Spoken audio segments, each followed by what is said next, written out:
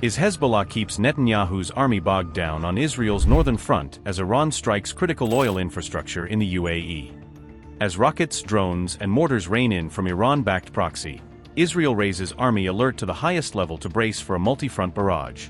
With Hezbollah fighters opening fire along the border and leaving Israeli soldiers wounded, is Bibi's northern flank becoming his most urgent battlefield headache? After flaunting its hidden war machine of rockets and drones, Iran-backed Hezbollah mounts back-to-back attacks to exhaust Israel before the next big war round? Hezbollah said its forces clashed with Israeli soldiers on May 4 in an area of southern Lebanon near the border. According to the Iran-backed group, the clashes began after Israeli troops attempted to advance near the town of Deir Seryan. Hezbollah said its fighters opened fire on the enemy force and engaged in heavy clashes with them during the encounter. The Israel Defense Forces confirmed that 2 of its soldiers were moderately wounded in the clashes in southern Lebanon. The Israeli army said that soldiers returned fire and that the Israeli Air Force carried out strikes on Hezbollah positions in the area.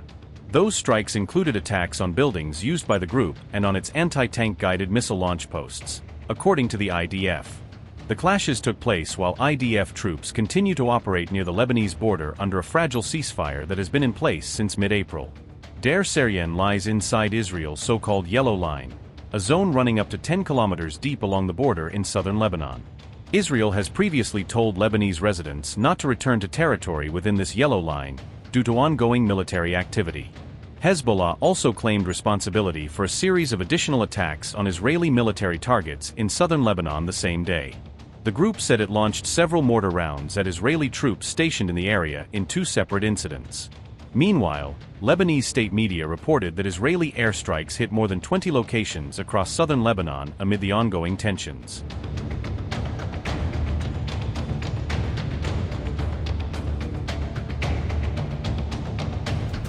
Hezbollah is flaunting what it calls an underground war machine, releasing new video as Naim Qassem pledges that Israel will never be able to break Lebanon or force the group to surrender. On May 4, its media arm pushed out dramatic footage that claims to show a vast tunnel-based missile network dug into Lebanese terrain. The edited clips appear to reveal underground corridors packed with missiles, launchers, and even armored vehicles parked nose to tail along reinforced walls. Fighters are filmed moving calmly through the war and on foot, on trucks and motorcycles, hinting at preparations for a long war where units can fight, hide, and resupply without coming to the surface. Parallel reports say Hezbollah has begun using fiber-optic guided drones that can be steered through a cable link, making them much harder for Israel's electronic warfare systems to jam. Analysts note hints of possible ballistic missile activity mixed into this arsenal, suggesting some of the larger launchers shown may be configured for longer-range strikes beyond Israel's border towns. The video release lands just as cross-border clashes intensify, turning the footage itself into another weapon in a psychological battle over who is better prepared for what happens next.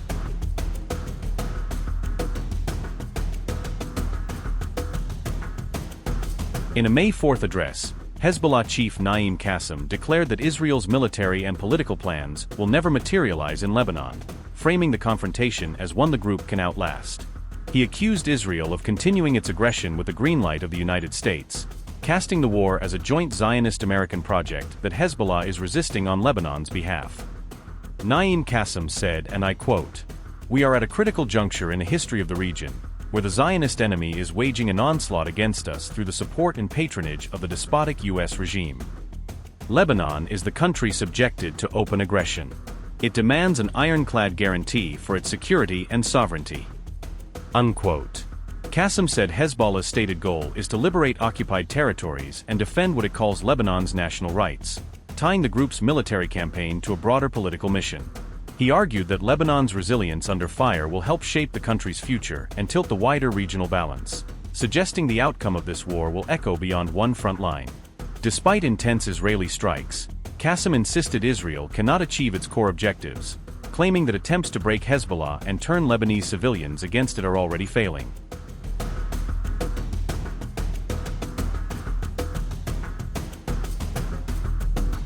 In the same speech, Qassem claimed there is effectively no ceasefire, accusing Israel of thousands of violations that, in his view, have rendered formal truce language meaningless.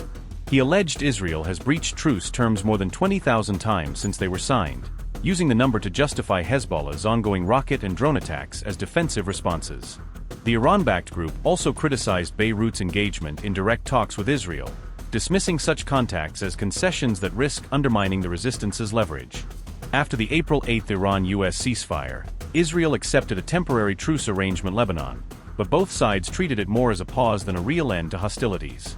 Since then, Israel has resumed airstrikes and issued new evacuation warnings across swathes of southern Lebanon, pushing civilians further north and deepening the humanitarian crisis.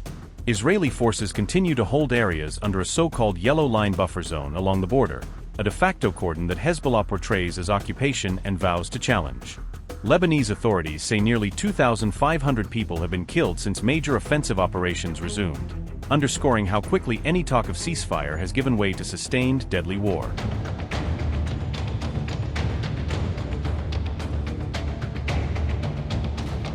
Escalation is spreading across the Gulf region, with Iran issuing strong and direct warnings to its regional adversaries amid rapidly rising tensions.